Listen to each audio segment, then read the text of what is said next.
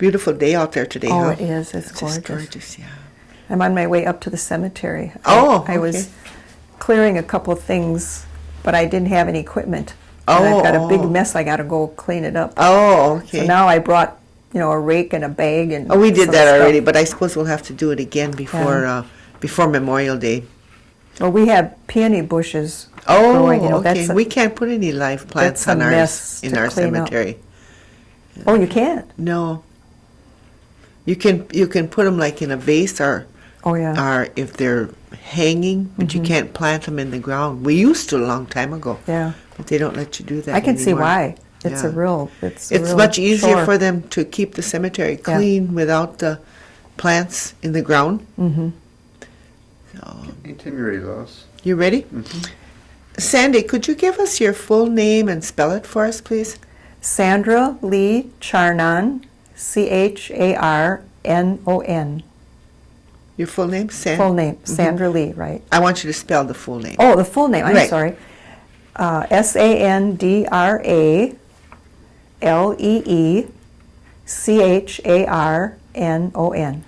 Okay, and where were you born, Sandy? I was born in Oneida. I was born on my grandparents' farm, the Kelly farm. It's still there.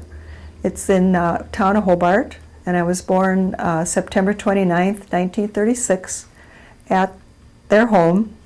And my grandmother actually saved my life.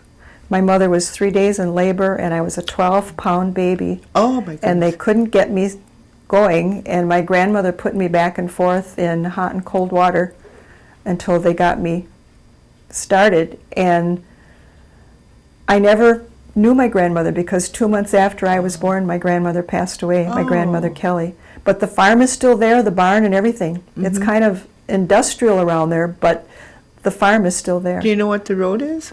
It's Or street, Packer whatever. Land. Oh, Packer It's Land. the extension okay. of Packer Land. It used to be Town Line Road, Oh, and when okay. they extended Packer Land, it's still there. I drive by every once in a while, and the people that live there were remodeling, and they said I could stop and go through there. Oh, that sometime. was nice. Mhm.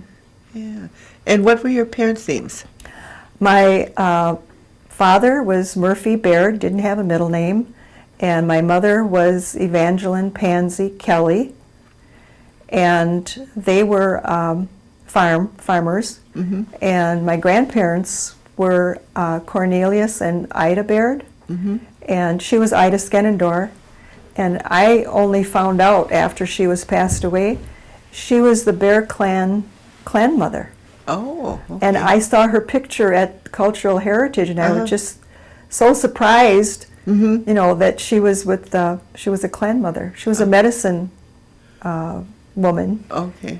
and part of her history, which I thought was so interesting, probably in 1920s, a botanist came to Oneida to learn about their herbs and plants and things, and my grandmother worked with him, and there was an article in Kaliwisak's, a historical article, and it said her oldest son Murphy helped her, and that was my dad.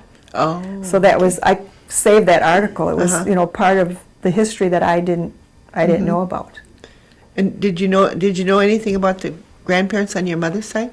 My grandfather was William Kelly, and my grandmother was Electa Hill.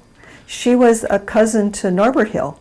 Oh, okay. And when I was enrolling my children one day, I ran into Norbert, and he saw, who I was, and he said, your mother is my first cousin. And I hadn't known that, either. So you're one of the few full-blooded Oneidas left? Yes, that's true. Of my That's cousins, wonderful. Of my cousins, there are a few that are what we would probably call full-blooded Indian, but some are half Oneida, half Lakota. Oh, okay. Half Oneida, half Chippewa from Lake de Flambeau, half Menominee from Kashina, and half Crow from Albuquerque, New Mexico. The family just moved out and about, so although they are, technically full-blooded Indians, they can only register and belong in one.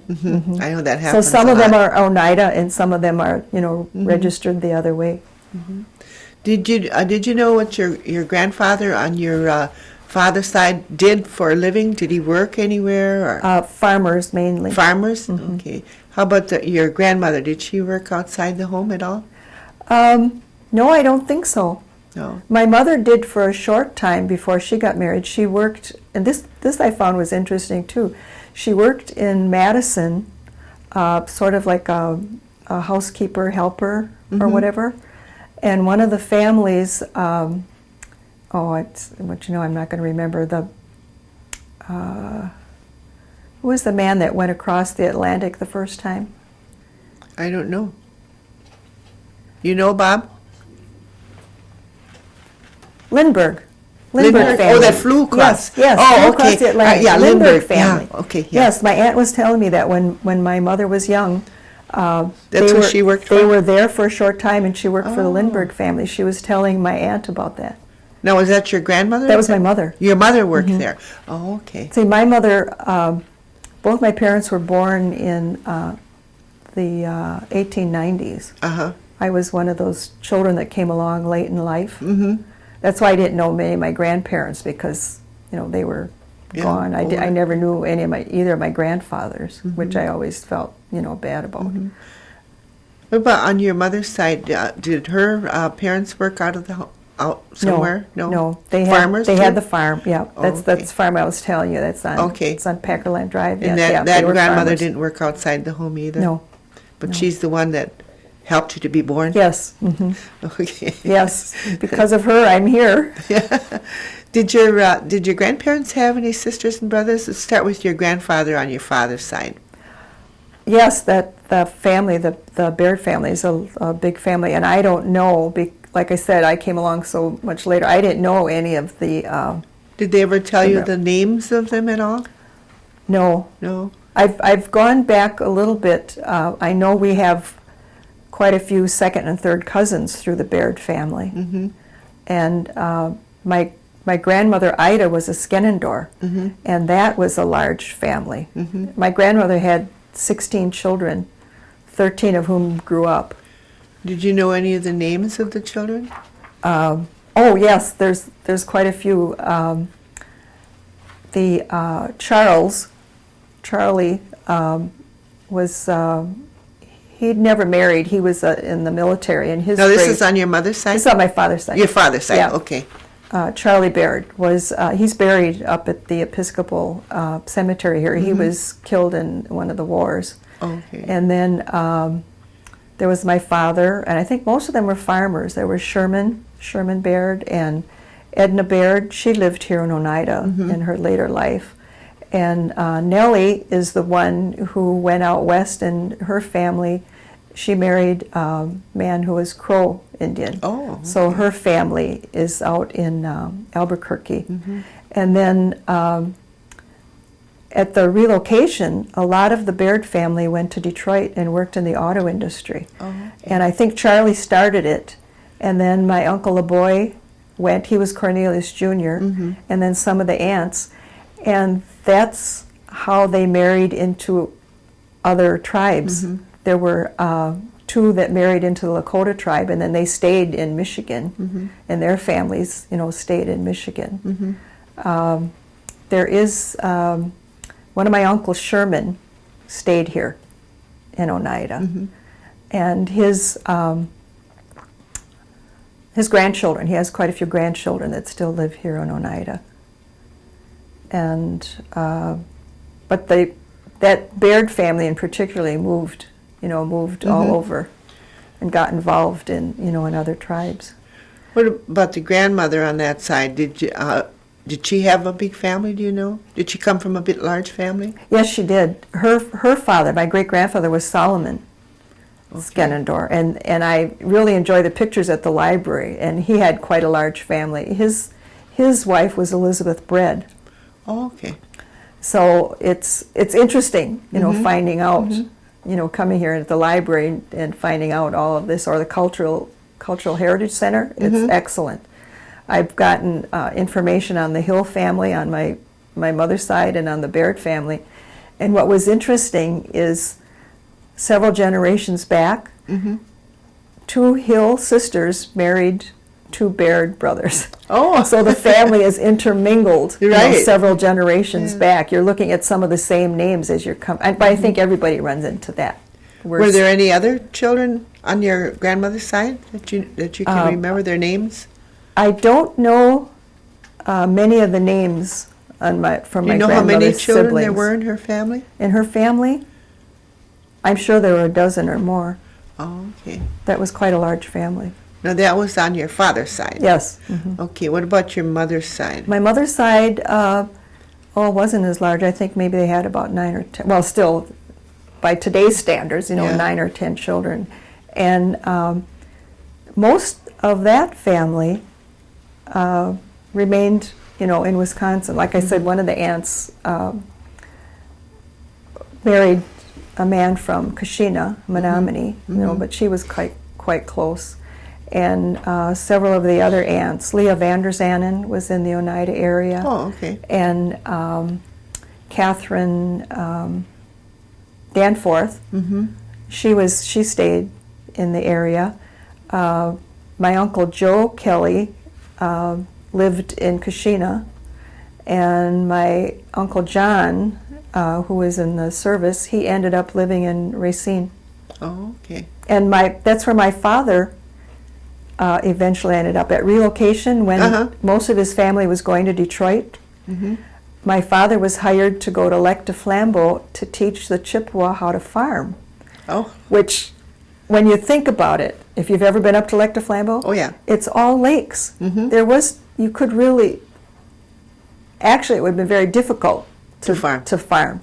So he went up there, and my mother was the cook in the boarding school, and my father had a garden plot, but there was no way there could be any large-scale farming. So I think whoever dreamed that out must have been sitting at a desk in Washington and didn't realize what the area was like. And of course the Oneida were known for their farming. So that job was eventually phased out. This was all before I was born. And he went job hunting with a friend from Lac du Flambeau, and they ended up in Racine.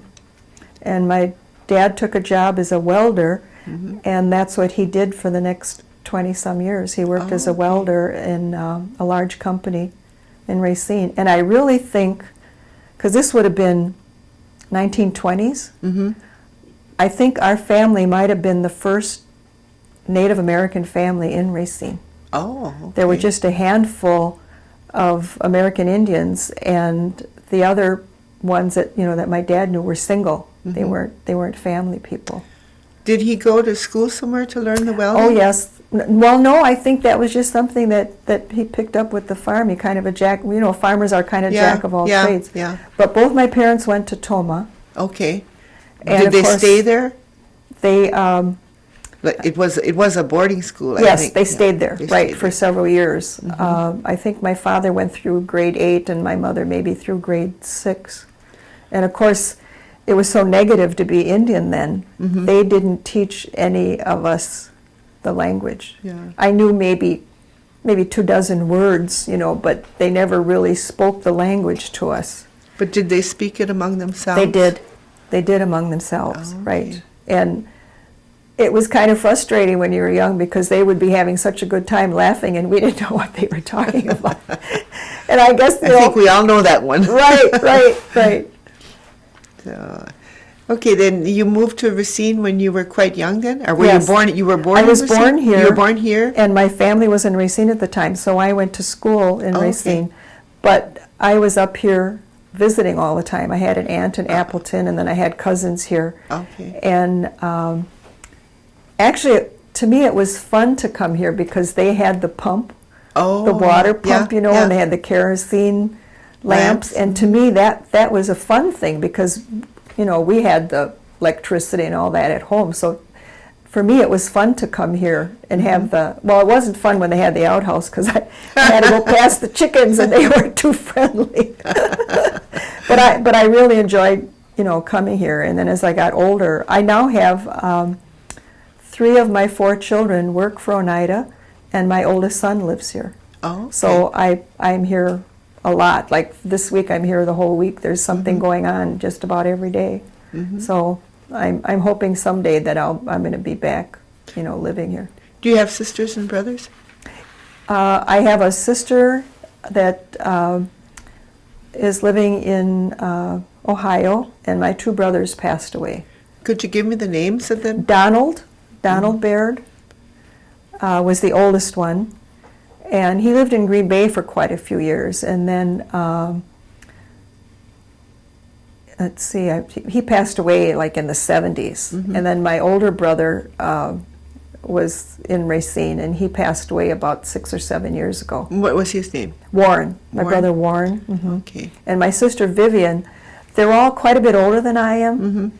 They were teenagers when I was born. So I grew up mainly like an only child. I didn't have, my brothers and sister that were close to my age. Is Vivian still living? Yes, she's still living. I'm actually closer in age to my nieces and nephews. Oh, okay. I relate better to them. Where does Vivian live? She lives in Ohio. She lives near okay. Cleveland, Ohio.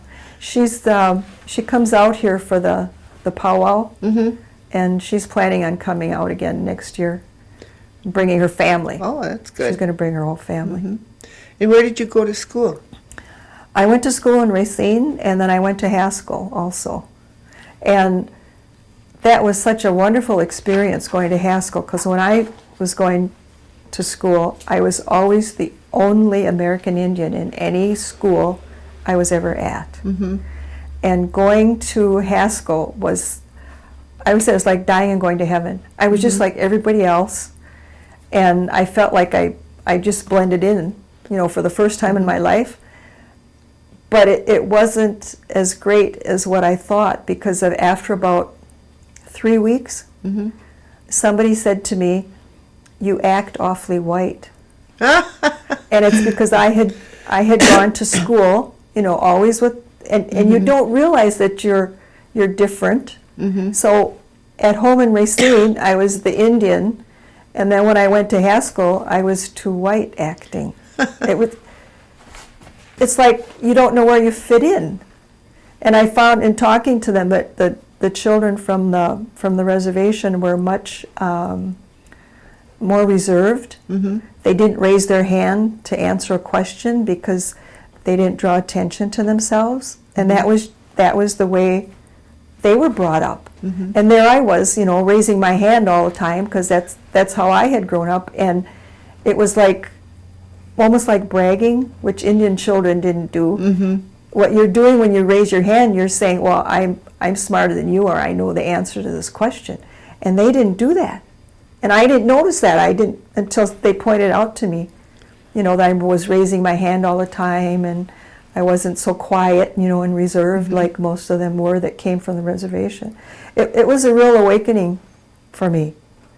What started out I thought was just so wonderful. Actually, I was feeling, like, well, gosh, where do I actually fit in here? But I enjoyed meeting, But was interesting. I met a lot of kids at that school that were just part Indian. There were few of us that were, that both our parents were Indian. It was, and then now it's even more rare. Yeah. To find that. Was that high school you went to at Haskell? No, it was after high school. After high school, I went into the commercial thing? The business program or whatever it was. And I was offered a job there, but I didn't know enough to accept it. I was offered the job working for the superintendent as his private secretary, but you had to commit to 2 years. And one of their rules was the staff did not associate with the students. Well, I was only 18, and the next staff member was a 40-year-old stenography teacher, and to me it didn't look like an ideal place to be, but when I went home and got a job, I realized what an excellent offer it was, because it was civil service, and it wasn't entry level. But what did I know? When I was that young, and I didn't have somebody, saying, "Hey, you better not pass this up. This is a good opportunity." And so what did you do when you went home then? I went back home, got a job in the office, and it turned out I got a job in the same company where my father had worked for all those years. And he had passed away when I was only 10 years old. but there were still men in the welding department that had remembered my dad, and the word passed around that Murphy Baird's daughter is working here. And I would come in through the back way, through the factory, to go to the office, and there'd be all these men there, oh, hi there, They were really friendly because they remembered my father. Uh-huh. And then you got married? Yes. And when did you get married? I married when I was just before I was 21, and my husband is of Polish and Bohemian, and a family joke is our children call themselves totem poles. And what was your husband's name? Donald Charnon, and actually Charnon is a made-up name. Oh, really? Yes, it's supposed to be Czarneski. Oh. It was a regular Polish name, and before my husband was born, one of the uncles changed their name. He was opening a shoe store, and Czarneski he thought was going to be too hard to spell, so they made it Charnon. And if you ever run into any other Charnons, they're probably related to us, because we've never found another name like that wasn't our family. Oh. Okay. It sounds French. When people, would hear it, like I've been somewhere, and they say it sounds like it's French. Yeah, it does sound French, yeah. And what year were you married, and what was the date of your marriage? We were married July 27 in 1957. Okay. And where were you married? In Racine. In Racine? So we're getting close to 50 years. Oh, next did you have year. a big wedding? Yes. Okay. Then did you have any children from this marriage? We have 4. Could you And give us as I their said names? before, 3 of them work here. Donald Charnon Jr. works here. He lives here in Oneida. And Brian Charnon works at the casino. And my daughter Wendy is controller in the accounting department. She's been here about, I'd say 8 or 9 years. Oh, okay. Donald's been here maybe a year or 2 longer than that, and Brian's only been here about 3 or 4 years. Oh, okay. So they're all living in the area now? Working here, yeah. Are they living in the area too? Brian lives in New London, and my daughter lives in northern Manitowoc County. They used to live in Sheboygan, but it was too long of a drive. So Do you they have got any closer. grandchildren? Yes, I have 7. Just a new one's only about 3 weeks old. You want to give us their names? The oldest is Lystra Charnon. She's 15, and her sister Krista is 11, and then they have a younger sister Maya who is 6, and then the grandsons, the oldest one is 13, Jacob, and then 10-year-old Jesse, and then there is 2-year-old Murphy, and then the newest one is Noah. He's 3 weeks old. Oh, okay. And I see them frequently. Yeah, that's I'm good. a babysitting grandma. Yeah, at least once a week. I'm out to New London. I'm kind of like the hobo. I put a lot of miles on my car. Are you retired now then from Yes, your I've been retired position since in Racine? '99. Oh, okay. What about your husband? He's retired. He He's was a meat retired. cutter for Piggly Wiggly. Oh, okay. And when we lived in Racine, he took a job supervising their meat departments, and that's how we ended up in Sheboygan then. They moved us. He supervised their northern stores. And then that got me closer to Oneida. They make the Sheboygan bratwurst? Yes. Yes, he does that. The famous bratwurst? Yep, he did that. Okay. Do you know very much about the New York land claim? Only that I heard about it from the time I could hear. They were talking about it, and we used to get the 52 cents a year. That was for I don't know how many years.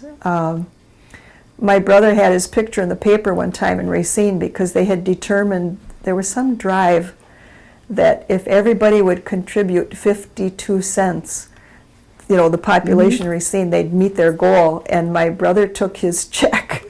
He took his check for 52 cents, and they thought it was so unusual. They had an article in the paper. Oh, really? With my brother. It was unusual. Yeah, my brother and his Oneida check. Did you keep the article? Yes, I have good. it. Oh, good. Yeah. I know I don't have it personally, but my sister-in-law Oh, well, has that's that. nice. Yeah. So, Okay. Did your parents ever talk about any kind of herbs that they used for medicines or anything? No, they didn't, but my aunt would send me ginger root once in a while for things. And I'm really surprised because my father, was really into that when he was here. But I think in moving to the city, I think a lot of things change. Even though he never would buy a house in Racine because it was the weekend exodus. Everybody would go up north, and I remember that. We would come up all the time. So that's a lot of things that were lost. Yeah. By the ones that I think that moved away. You didn't practice that anymore. Mm-hmm. And that's a shame because that's knowledge that that I think now would have been beneficial, if I had been able to learn some of that from him. But like I said, when I was 10, he was hit by a car in a car accident, and then we kind of lost touch with that side of the family for a while. Mm-hmm. So there's a lot that was lost. Yeah. So let me see where we're at here.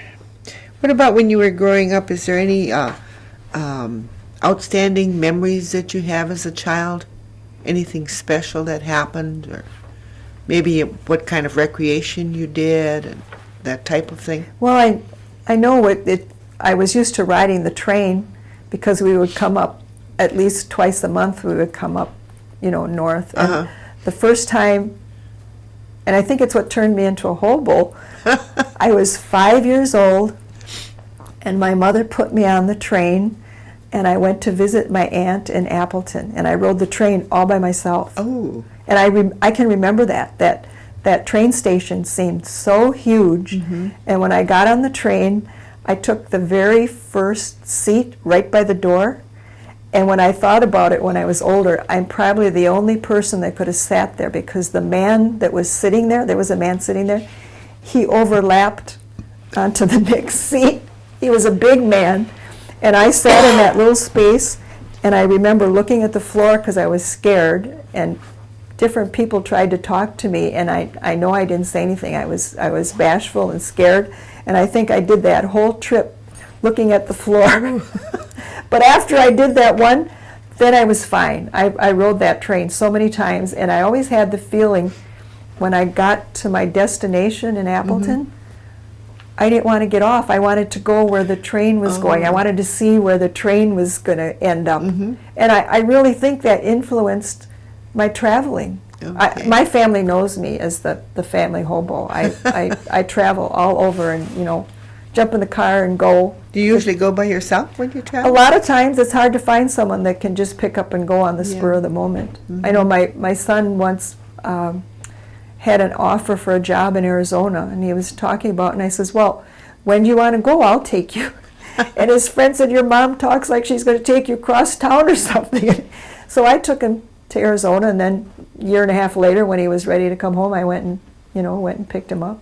Does your husband travel with you? He hates to travel. Oh, he hates He hates to drive. He hates to travel. He won't go on any trips, and he once said, we were talking about the Grand Canyon. I've hiked down in it. I've been there a couple of times and hiked down to an Indian reservation down near there. And he once said he wouldn't walk across the street to see the Grand Canyon. So, he does it. He hunts. He hunts and fishes, and he does those kinds of things. And he'll go, if he's going to go hunt. His comment was, it's not vacation unless I'm killing something. So he goes hunting and fishing, then he'll go. But I like to go to see things, and when I'm traveling, I'll visit other Indian reservations. I'm just really curious about what their blood quantum is and how they handle per capita if they've got a casino. It's really interesting when you go south, like our Oneida blood quantum is 1/4, 1/16 are so many of them. That's 2 more generations than we have. And you go on some of those reservations and you can't find anybody that looks Native American. 1/16. I even have a couple of grandchildren with blonde hair and blue eyes at 1/4. My grandchildren are 1/4. So you can imagine with a 16th. there's not much Native American, Mm-hmm. but I know why they do it. They need the population, Mm-hmm. in order to remain tribe. They have to do that. Mm-hmm. Is there anything else that, any other recreation that you had when you were growing up besides riding the train? Well, I always liked music, and I used to entertain myself dancing. Mm-hmm. I think in another life I must have been a dancer, because the first, like the Pied Piper, Mm-hmm. the first time, and I remember parts of this. I was about 3 or 4, and when we lived in Racine, the Johnson's Wax Company had a marching band, and they used to practice, and they'd march around our neighborhood. And they came past our house, and I got behind the band, and I went marching away, and no one saw me leave. And I followed the band. They went, I don't know how many blocks. I was about 3 or 4, and they didn't know I was there because I was behind the band. I went marching down the street behind the band. And when they ended up at the parking lot, a while later, there I was. They didn't know where I had come from. They didn't know what to do. And it just was lucky that one of our neighbors was walking by and saw me there. And they said, "Oh, I know that little girl," and he took me home. They were looking all over for me. They hadn't seen me march off. So I was drawn to music at when you were that young. Pretty young age, Uh-huh. yeah. And I still am. It's almost, I can't even tell you what it's like. If there's music and I hear it, it's just like, When did you start your jigging career? Oh gosh. I didn't do it in public until I was a bit older, but I was always dancing. That's how I entertained myself. My aunt had quite a record collection, and I could spend a whole afternoon just dancing around to all kinds of music. And then they were doing a couple of jig contests around here, Mm-hmm. and I got involved, and it's becoming more popular. If you notice, there's more and more Mm-hmm. jig contests going on, and just jig parties. And then Oneida had a couple of those home parties they started a couple of years ago. Yeah, I remember that. And that got really popular. I know they had a couple of parties out at the farm, and that was a big draw. Mm-hmm. The jigging. The jigging contest. Yeah, it is. My father was a jig dancer, and unfortunately, I didn't know that. I was dancing in Milwaukee at the Indian Summer, and my brother told me that. Mm-hmm. And I really felt bad that I didn't know that. I never had a chance to dance with my dad. Mm-hmm. But then the older men, they used to do it in the bar. Mm-hmm. That's where you saw most of it. And he said the friends of my dad, of course they weren't Indians at all, but they knew which songs my dad would like, and they'd play something in the jukebox. And my brother said my dad was take his glasses off, take his jacket off, and then just start dancing. And I had to laugh because that's the first thing I do is take my glasses off, because it gets steamed up and they're bouncing around, okay. So if I'm going to get serious dancing, I take my glasses off. And you have to have dancing shoes. You have to have, if you're serious, don't want to injure yourself, shoes with a leather sole. Mm-hmm. Tennis shoes you can't slide around, and you could really injure your knees, and Mm-hmm. So I have my dancing shoes in my trunk of the car all the time. Ready to go. Yes, they're ready to go. Do you use any of the elderly programs that the tribe has in place? Well, I've been actually volunteering. I've done some of the volunteering with the what is that program called? I just went to their luncheon yesterday. They recognize the volunteers, so I've done some of that. When I am here, I do some of that. But not being a recipient of anything, I haven't yet. Do you use the health center? Oh yes, I go there. What do you think about the casino? Well, I think that we're probably saturated as far as casinos. I don't like to see new casinos coming, because I think if the ones that are here are doing fairly well now, more casinos aren't going to help any of them. I think we probably have X number of gamblers, and if you build more casinos, you're just spreading that out. Mm-hmm. You're not going to all of a sudden bring more gamblers in. If people are going to gamble, they're gambling now. Mm-hmm. You're not going to bring more by building another new casino. Mm-hmm. So I really think that doesn't go just for Oneida, but I think for the other tribes around here, I really think we have enough. Mm-hmm. You can reach a point where the saturation, and Mm-hmm. then all of a sudden nobody is doing well. There's too many places to spread it out. Mm-hmm. And what kind of holidays did you celebrate when you were young and growing up? Well, mainly we came up north always to my aunt for Christmas. We didn't celebrate too many holidays at home in Racine. We were always coming up north, I think like everybody else. That they said on the weekends there were all these Indians traveling north to get back home wherever it was, whether it was Kashina or Oneida or whatever. So do you ever remember anything about what they called Hoyan? Oh yeah, I remember Hoyan. But we didn't practice it like they do here, Mm-hmm. You never came up here for Not it? at home. Oh yeah, when we were up here we did, but at home in Racine Yeah. we didn't do any of that. Yeah. No, They wouldn't have known what it was. In fact, my mother, probably because of what she had gone through at boarding school, she had a very, I don't want to say negative attitude, but she didn't really, I don't think she was embarrassed to be Oneida or ashamed to be Oneida, but she didn't really broadcast it. Mm-hmm.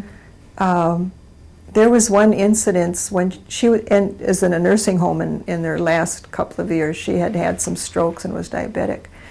And there was an Oneida man who came to the nursing home, and he found out there was an Oneida lady Mm-hmm. there, and he had the aide bring him down to visit my mother, and he wanted to talk with her. Mm-hmm. She wouldn't. She wouldn't talk? Oneida with him. Could she still talk Oneida yet then? She could, but I don't know why. And I apologized to the man for her, and she said she didn't want to talk Oneida. And I don't know if there were just so many negative things, that they grew up with. Yeah. That, and I know several of my aunts were not too enthused about the powwows when Oneida went back to having the powwows. Mm-hmm.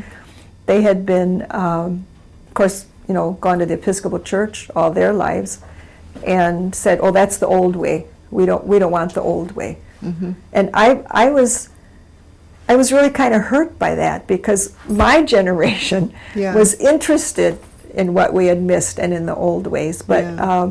several of them, they didn't want to have anything to do with that. They wouldn't go to the powwow. That was the old way, and they wouldn't Yeah. go back to that. And that's a shame. Yeah. That's almost like being ashamed of your heritage. Mm-hmm. But see, I don't know what they went through. Mhm. I had a few negative things when I was growing up, but basically I didn't get anywhere near what they had gone through. Mm-hmm. Some of the times it was negative to be Indian, and then some of the times it was very positive, depending on which school I was in. Mhm. Some places it was very positive, but when I went to kindergarten, I had a bad experience. Until you're 5 years old, you don't know if you're Indian or Chinese or what Mhm. you are. You're just you. Yeah. Well, going to kindergarten, then like I said, I was the only American Indian. Mm-hmm. Some kids must have got some ideas from either the cowboy movies or from their parents or whatever, and they would call me names. There were two boys in particular who would follow me home from school, and if I was a boy, I probably would have been in a fight, Mhm. but they would bump into me, try to make Yeah. me drop my stuff, and they would call me Sandra's a savage or Sandra's a wild Indian and stuff like that. From kindergarten, that's when I found out that I was an Indian. Mm-hmm. That's when you really, like all of a sudden you find, oh, you're different for some reason or other. Yeah. And they would do that. Like I said, if I was a boy, we probably would have been in fights. Mm-hmm. But then I transferred to a different school, maybe a year or two later, and it was an altogether different story. That school had a lot of ethnic people. Mhm. There were Greek children and Armenian children and a couple of African American children. And I fit in there, even though I was different. Mm-hmm. we were all kind of minorities, at that school, and it was a whole different situation. Thank goodness, it was more positive. Yeah. And I wonder if it's the same two boys. I ran into a couple of kids in junior high school that gave me a hard time again. And you hate to be a tattletale. Yeah. If I'd had a big brother or somebody, that could have helped me out, but they just really bothered me. I just hated it. They would knock my stuff on the floor or bump into me in the hallway and, things like that. But like I said, you put up with it. Yeah. What's your church affiliation? Excuse me? Your church affiliation? Episcopalian. I was baptized here and in Oneida here? Yes. Okay. And I've gone to I've gone to several churches. I wasn't happy with the Episcopalian church in Sheboygan where I live now, and my son goes to the Assembly of God, and my other son goes to United Church of Christ. So I kind of visit, churches here and there, but I am Episcopalian. Oh, okay.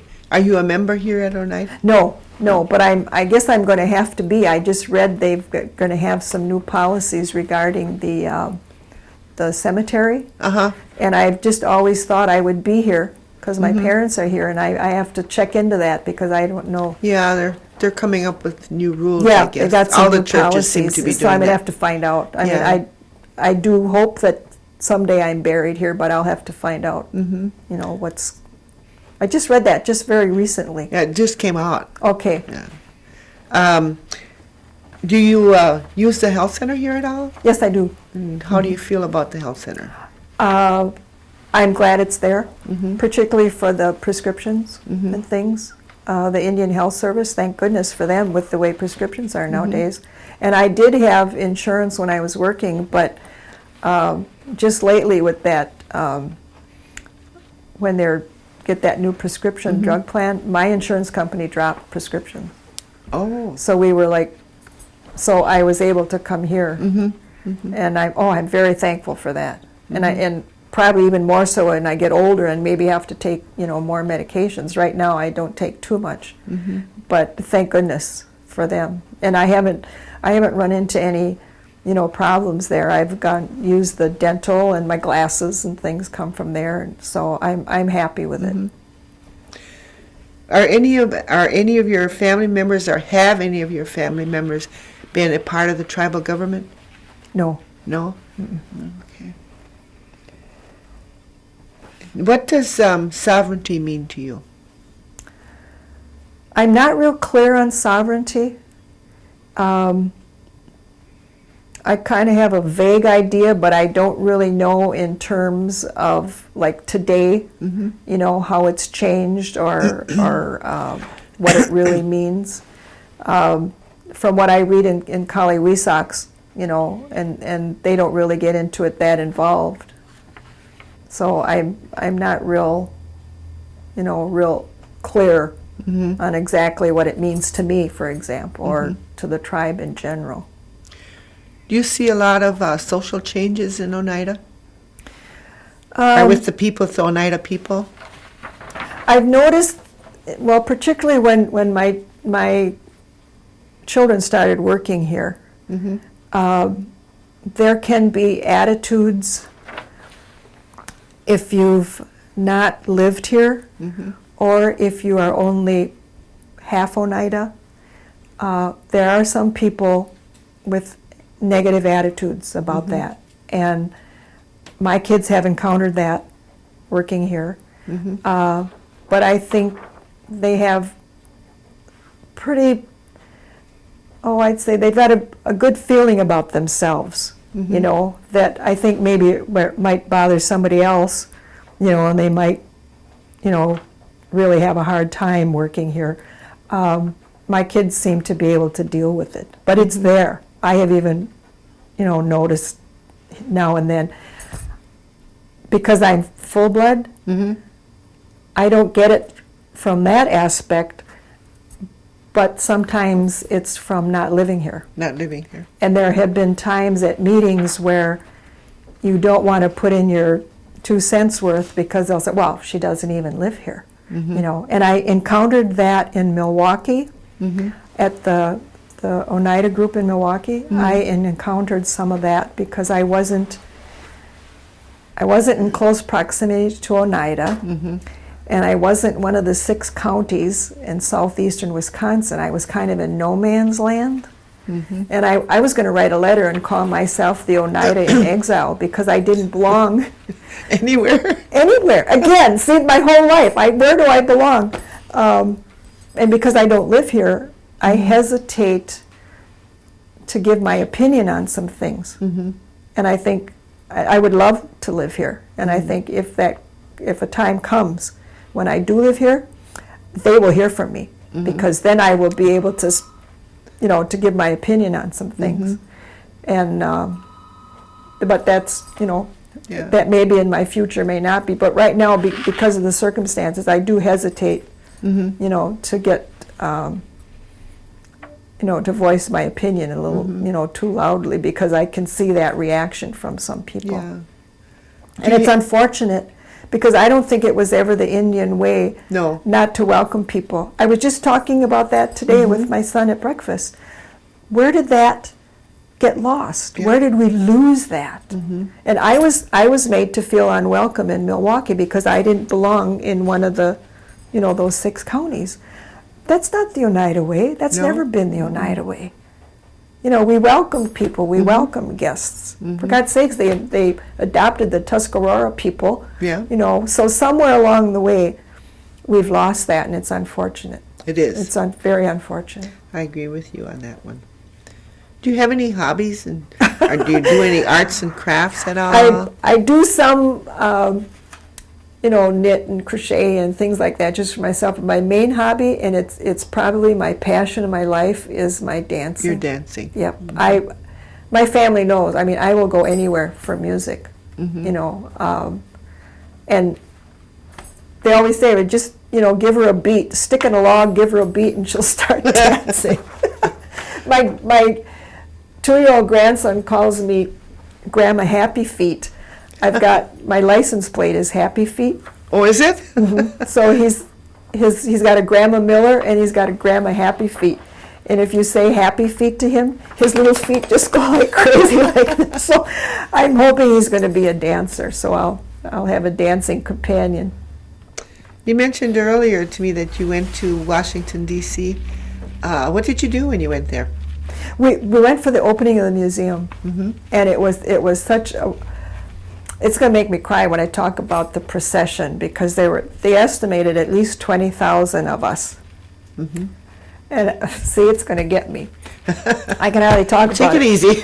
Because my nephew from Vermont met me, and we marched in the procession. And the people that were viewing the procession on the sides were applauding. Every new tribe that would come up, they'd start applauding. It was so positive to be American Indian. So I'm going to lose it. You're fine. Yeah, I can't even tell you what that experience was like. It was just, and there were so many tribes represented. Right. I don't know if that particular situation will ever happen again, but it was wonderful to be part of it. It was. I was part of it. Were you? Wasn't it? I was with the singers. So it was beautiful. If you were going to tell the children today anything, what would you tell them? Well, I thought about this quite a few times.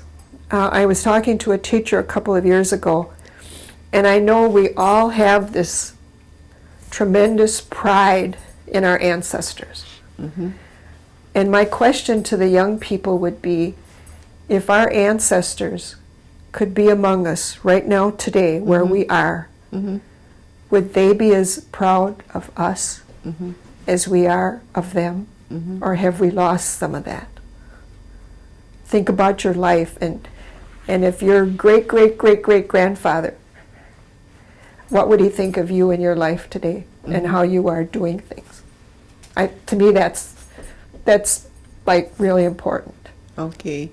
And would you tell them anything else about maybe going to school or something? Oh, definitely the education is the key, and to be proud of who you are. Definitely need the education. Is there anything else you'd like to tell us today? No, I'll probably start blubbering, so I better, not. Well, that's okay. Anything we missed, guys? I don't think so. Okay. Quite well. It was very nice, and thank you very much for doing this interview with us. And now I know you're you're welcome. anxious to get to the jigging. Oh, jigging, yes, I almost forgot that. So they'll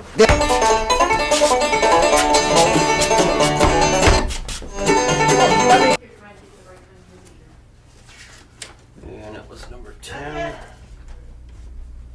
What are you doing, Bob? playing the violin. He's a guitar picker. I've learned how to play the radio.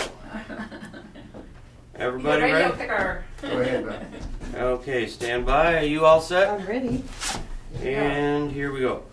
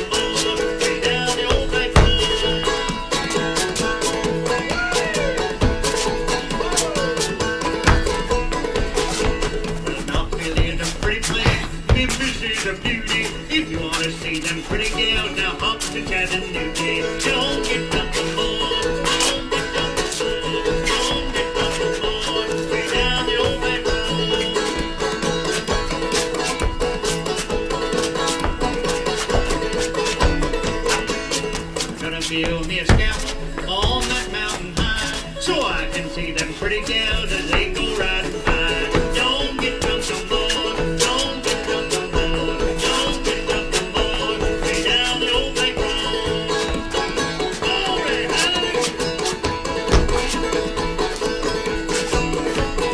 well, my wife died a Friday night, Saturday she was buried, Sunday was my courting day, and Monday I got married. Don't get drunk no more.